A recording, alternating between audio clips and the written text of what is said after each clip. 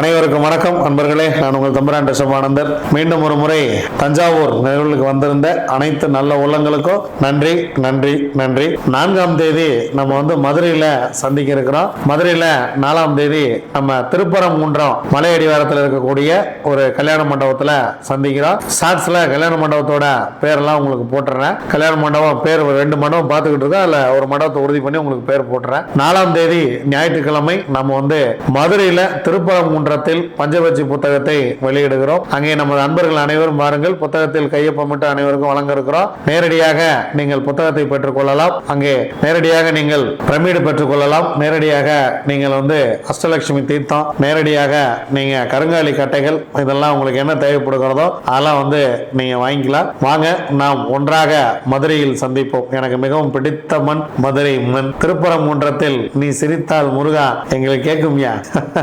வாங்க, நம்ம எல்லாரும் ஒன்னா சந்திப்போம். அருமையான செவ்வாய்க்கிழமை. சிக்கன பிடியுங்கள் சிங்கார வேலவனை, முருகனை, அழகனை, குலகனை, செந்தில்வடி வேலவனை, அரோகரா என வடிவேலனுக்கு ஒரு கோஷம் போட்டு அவன் அருளாலே அவன் தாள் பணிந்து அவங்க அப்பாவையும் சேர்த்து முடிச்சிருவான். வாங்க, திதி யோகம் கரணம் நாள் நட்சத்திரம் என்ன சொல்கிறது பஞ்சாங்கம் பார்ப்போம். அருமையான விசுவாவசு வருடம் மார்கழி மாதம் 15ஆம் நாள் அதிகாலை 3:50 வரைக்கும் தசமி, அதன் பின்பு ஏகாதசி, அதிகாலை 2:40 வரைக்கும் அஸ்வினி, அதன் பின்பு பரணி, அதிகாலை 1:24 வரைக்கும் சிவம் நிறைவு பெறுகிறது.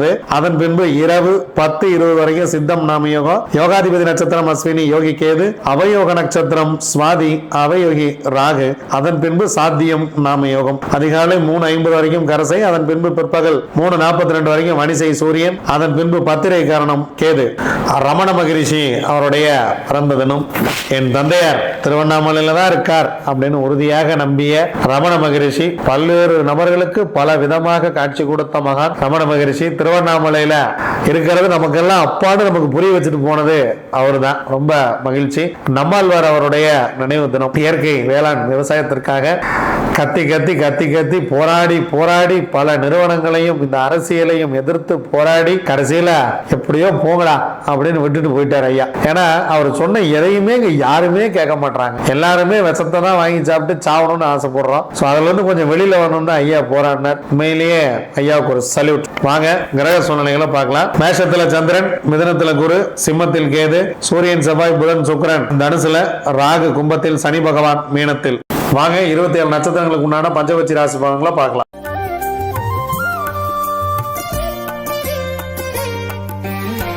அஸ்வினி, பரணி, கார்த்திகை, ரோகிணி, மிருகசீரிசம் உங்களுடைய பக்ஷி வல்லூர். முதல் ஜாமம் உங்களுடைய பறவை ஊன் 75% வெற்றி. 2ஆம் ஜாமம் நடை 50% வெற்றி. 3ஆம் ஜாமம் சிறப்பாக இருக்கிறது. மதிய வேலையை பயன்படுத்தி கொள்ளுங்கள். 100% காரிய வெற்றி. ஏன்னா அடுத்த 3 ஜாமம் உங்களுக்கு ரொம்ப ரொம்ப சிறப்பாக இல்லை. அதனால் முக்கியமான வேலை இருந்துச்சுன்னா இந்த நேரத்தில் பிளான் பண்ணிக்கிறது ரொம்ப ரொம்ப சிறப்பு. 4ஆம் ஜாமம் துயில் 25% வெற்றி. 5ஆம் ஜாமம் 6ஆம் ஜாமம் பறவை சிறப்பாக இல்லை. 7ஆம் ஜாமம் நடை 50% காரிய வெற்றி. 8ஆம் ஜாமம் துயில் 25% காரிய வெற்றி.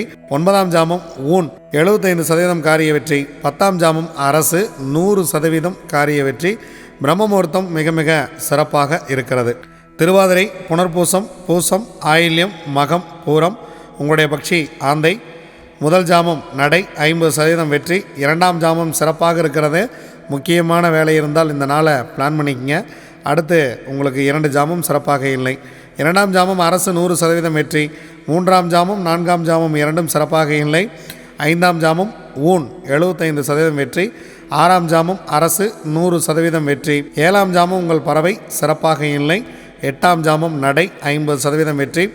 9ஆம் ஜாமம் துயில் 25% வெற்றி. 10ஆம் ஜாமம் பிரம்ம முகூர்த்தம் ஊன் 75% வெற்றி.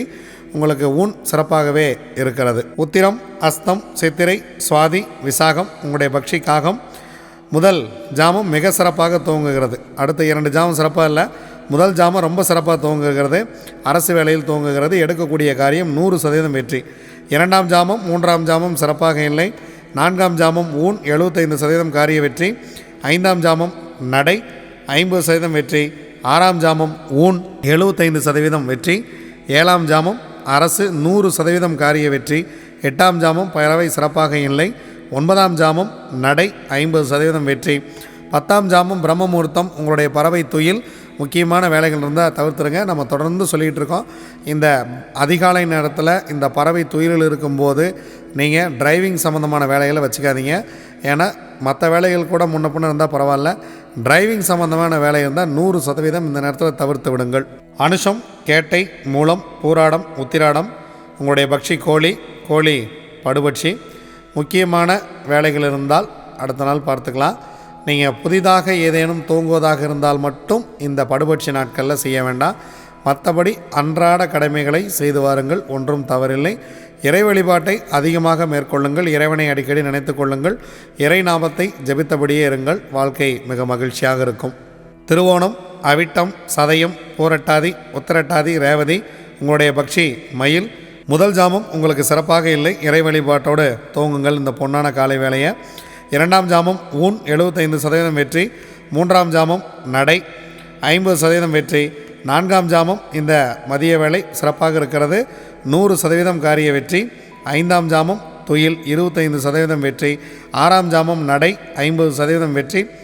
ஏழாம் ஜாமம் துயில் 25% வெற்றி. எட்டாம் ஜாமம் ஊன் 75% வெற்றி.